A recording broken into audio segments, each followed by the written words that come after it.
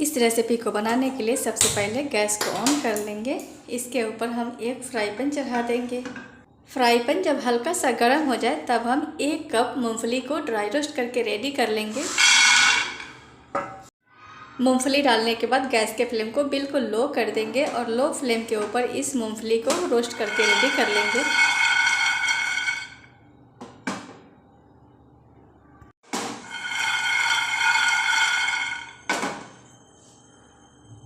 सात से 8 मिनट तक बिल्कुल लो फ्लेम के ऊपर भुनने के बाद अब ये रेडी हो चुका है। तो चलिए हम इसे प्लेट में डाल देते हैं।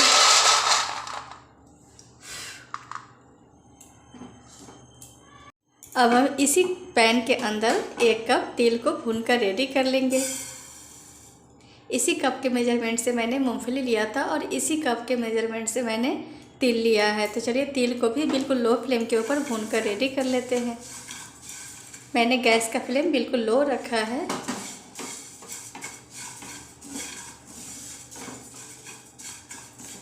तीन मिनट तक बिल्कुल लो फ्लेम के ऊपर भूनने के बाद अब ये तिल अच्छी तरीके से भूनकर रेडी हो गया है। तो चलिए अब हम गैस के फ्लेम को ऑफ कर देते हैं और इन दोनों चीज़ों को अच्छी तरीके से ठंडा होने देते हैं।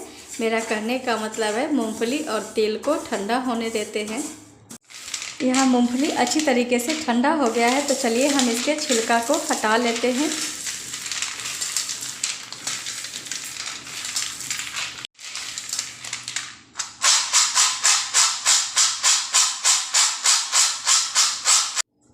मैंने मूंगफली का छिलका हटा के साफ़ कर लिया है। तो चलिए अब हम एक मिक्सर का जार ले लेते हैं। इसके अंदर हम पीनट्स को मूंगफली को डाल देते हैं। मूंगफली को डालने के बाद डालेंगे 2 हरी इलायची का दाना। मैंने इसके छिलका को हटा दिया है, केवल दाना लिया है।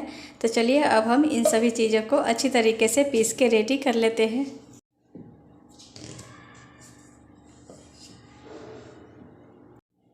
मैंने इसे हल्का दरदरा पीस कर रेडी किया है। एक बार में लगातार मैंने इसे नहीं पीसा है, थोड़ा देर रुक रुक के इसे पीसा है, क्योंकि लगातार पीसने से इसमें से तेल निकलना शुरू हो जाता है। ये साइड से चिपक जाता है।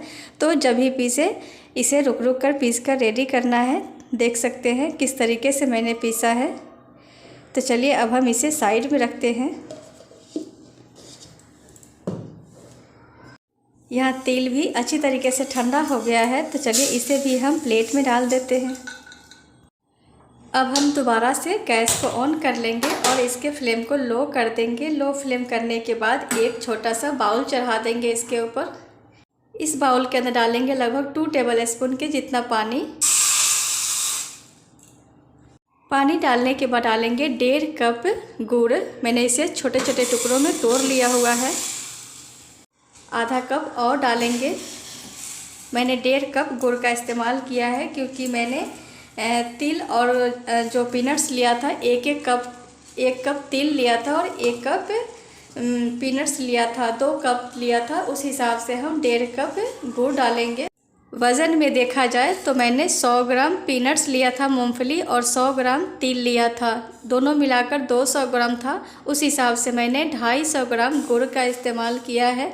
अगर आप 250 ग्राम तिल और पीनट्स इस्तेमाल कर रहे हैं तो आप 300 ग्राम से 350 ग्राम तक गुड़ का इस्तेमाल कर सकते हैं। इस तरीके से इस माप के हिसाब से जब आप बनाएंगे तो आपके भी ये रेसिपी जो बनकर तैयार होगी वो बहुत ही बढ़िया बनकर तैयार होगी। तो चलिए हम गुड़ को अच्छी तरीके से मेल्ट कर लेते हैं। गैस का फ्लेम लो रखा है मैंने। गुड़ अच्छी तरीके से मेल्ट हो चुका है, आप देख सकते हैं। तो चलिए अब हम गैस से इसे नीचे उतार लेते हैं और गैस के ऊपर चढ़ा देंगे नॉन स्टिक पैन। पैन चढ़ाने के बाद अब हम इस गुड़ को छन्नी में डालकर छान लेते हैं।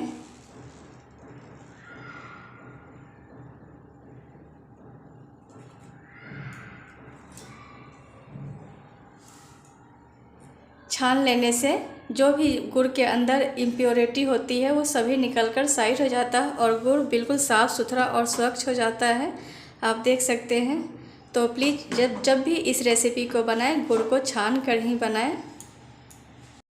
गुड़ को छानने के बाद अब हम इसमें डालेंगे लगभग 2 टेबल स्पून देसी घी।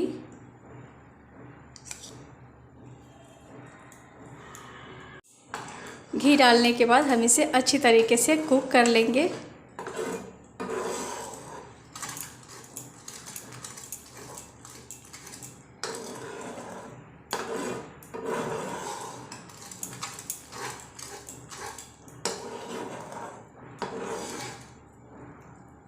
गुड़ को कुक करते समय गैस का फ्लेम बिल्कुल लो रखना है। इसे मीडियम और हाई फ्लेम के ऊपर बिल्कुल भी कुक नहीं करना है। जब भी इसे कुक करें गैस का फ्लेम लो रखें।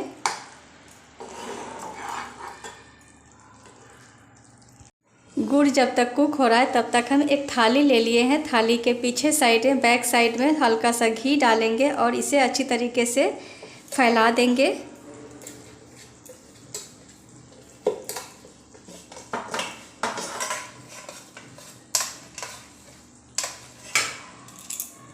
थाली पे घी फैलाने के बाद अब हम एक रोटी बनाने वाला बेलन ले लेंगे। इसे भी हम ग्रीस कर लेंगे घी से। मैंने थाली और बेलन दोनों को ग्रीस करके रेडी कर लिया है। यहाँ गुड़ को बिल्कुल लो फ्लेम के ऊपर कुक होते हुए 3 मिनट हो चुका है। तो चलिए अब हम इसे एक बार चेक कर लेते हैं। चेक करने के लिए मैंने एक बाउल में पानी ले लिया है, नॉर्मल पानी है।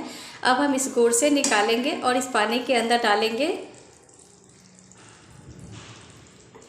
जब ये अच्छी तरीके से ठंडा हो जाएगा तब हम इसे तोड़ कर देखेंगे। इसे तोड़ते समय अगर कट कट की आवाज़ आए तो समझ जाइए रेडी हो चुका है। अगर तोड़ते समय ये खींचना शुरू करता है तब समझ जाइए रेडी नहीं हुआ है। ये बिल्कुल अच्छी तरीके से ठंडा हो गया है। तो चलिए हम इसे चेक कर लेते हैं। आप देख सकते हैं ये अभी हाथों में चिपक रहा है। इसका मतलब है कि ये अभी रेडी नहीं हुआ है। हम इसे थोड़ी देर तक और कुक करेंगे।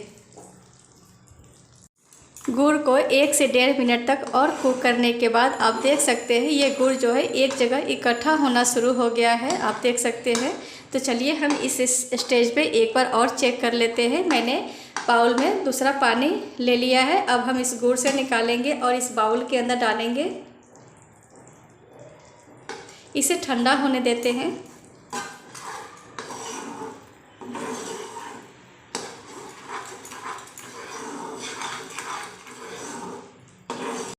ये अच्छी तरीके से ठंडा हो गया है। तो चलिए हम इसे तोड़कर एक बार चेक करते हैं कि इसमें से आवाज़ आ रही है या नहीं। आप देख सकते हैं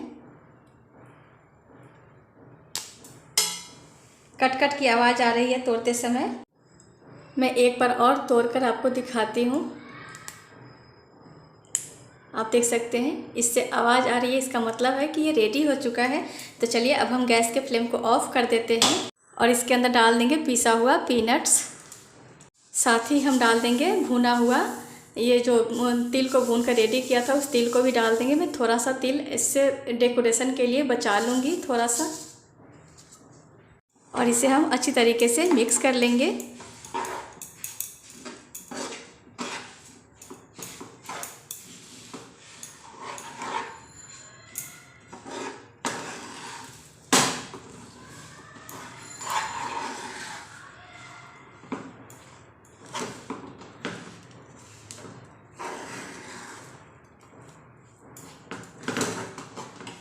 मिक्स करने के बाद हम इसे फटाफट से डालेंगे थाली के ऊपर। जो मैंने घी से ग्रीस करके रेडी किया था उस थाली के ऊपर डालूंगी मैं।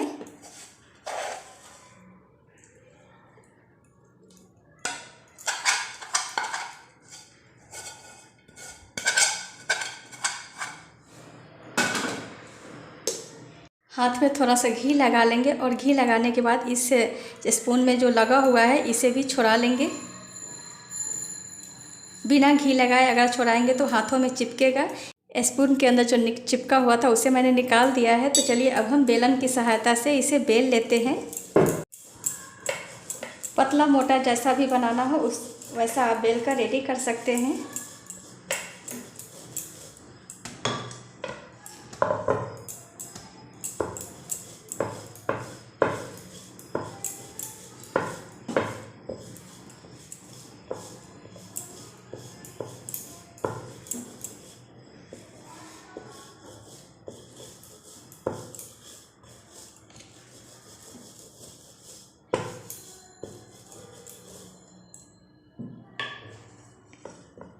तिल पापड़ी को बेलने के बाद हम इसके ऊपर से जो मैंने तिल बचा के रख लिया था उसे भी छिड़क देंगे। अच्छी तरीके से चारों तरफ पे स्प्रिंकल करेंगे।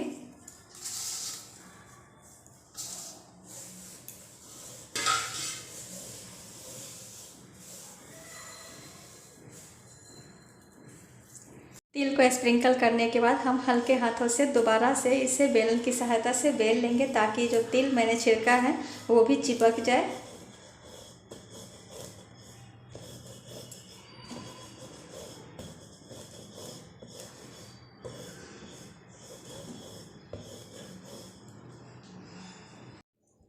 दोबारा से इसे बेलने के बाद हम एक नाइफ़ ले लेंगे। नाइफ़ के ऊपर थोड़ा सा घी लगा लेंगे।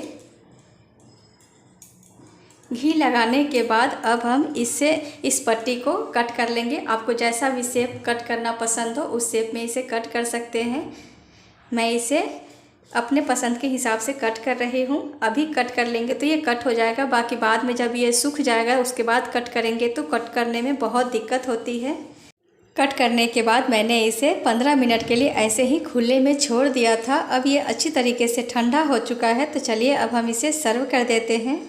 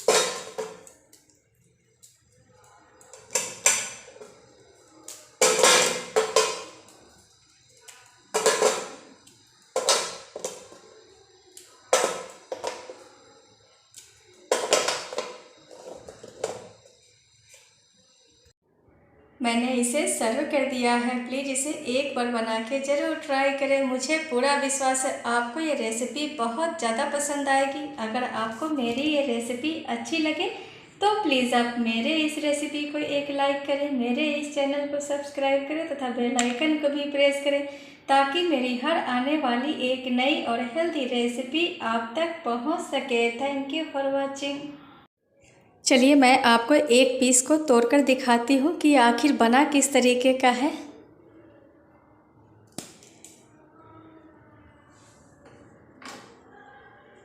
आप देख सकते हैं बहुत ही बढ़िया बनकर तैयार होता है। प्लीज़ इसे एक बार मेरे रिक्वेस्ट पे बना के ज़रूर ट्राई करेंगे। आपको ये रेसिपी बहुत ज़्यादा पसंद आने वाली है और बनाने में बिल्कुल आसान है। तो चलिए मैं इसे एक डब्बे में भर के रख देती हूँ। आप इसे बनाएं और एक किसी भी एयर टाइट कंटेनर डब्बे में भर के रखें, महीनों दिन तक खाएं। ये बिल्कुल भी ख़राब नहीं होता है। खाने में हेल्दी और टेस्टी दोनों है, बनाने में आसान है। तो चलिए हम इसे एक डिब्बे में भर के रख देते हैं। इसे स्टोर करते समय एक बात का ध्यान रखना है कि इस रेसिपी को किसी भी एयर टाइट कंटेनर डब्बे में भरने के बाद किसी भी गर्म स्थान पे नहीं रखना है, नहीं तो ये हल्का हल्का मेल्ट होना शुरू हो जाता है और हाथ में चिपचिपा सा लगना शुरू हो जाता है। आप जब भी इसे किसी भी एयर टाइट कंटेनर डब्बे में भरें उसके बाद इसे फ्रीज में डाल दें। फ्रीज़र में नहीं डालना है, फ्रीज में डाल देना है और महीनों दिन तक खाएँ। ये बिल्कुल भी ख़राब नहीं होगा, ये मेरी गारंटी है।